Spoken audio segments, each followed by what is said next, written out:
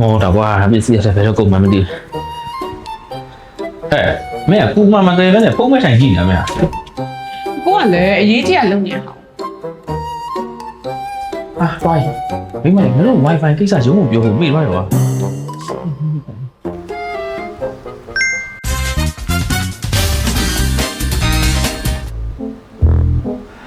ငါရုပ်ရှင်လည်းကြည့်လို့မရတော့ကွာငါရုံးကိုဖုန်းဆက်တယ်ဆိုတော့ကျိုးဆွဲရတယ်ဆက်ပြောင်းတာကြောက်မှာကွာသူ့အောင်မြန်အောင်လုပ်ငါရုံးကိုပဲတော့တက်ပေါင်း နင်ကကိုဘ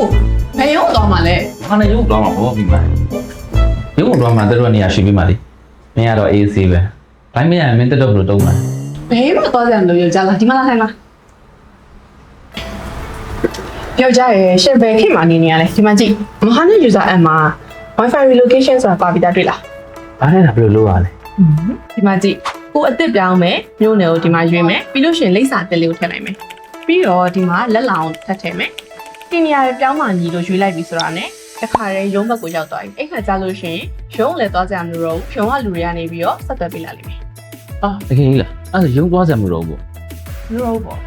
ဒါတွေမဲ့လားမလို့ကိုရဲ့ကိုဘူးတနည်းပတ်စော့မိသွားရဲဆိုတာလေအဲ့ဒါဒီ user app ကနေတခါတည်းအစ်စ်ပြောင်းလိုက်လို့ရတယ်ကဲလို့ဘေးဆောင်မယ်ဆိုလို့ရှိရင်လည်းတခါတည်းဒီကနေစောင်းလို့ရသေးတယ်ဟိုရုံးကိုသွားပြောနေမယ်အစားအဲ့ကားကတော့တက်တာသွားတယ် အေးကွာငါမိမတော်စမတ်ကြတာပဲအဲ့တော့ကားတက်တာလည်းပတ်စံနဲ့ကို့မို့ကြွေးလေ ဘာမှမကြိုးတော့အစ်စ်တက်တယ် ဟိုကြွေးဘယ်လိုကုန်မလဲမသိ အိန္ဒိယပြောင်းရွှေ့လုပ်ချင်တာပဲဖြစ်ဖြစ်အင်တာနက်အစ်တက်ဆင်ချင်တာပဲဖြစ်ဖြစ် ဘူးဘာနဲ့ application ကိုပဲသုံးပါလို့ဒါဆိုကျွန်တော်တို့မမဆိုးရတော့ဘူးပေါ့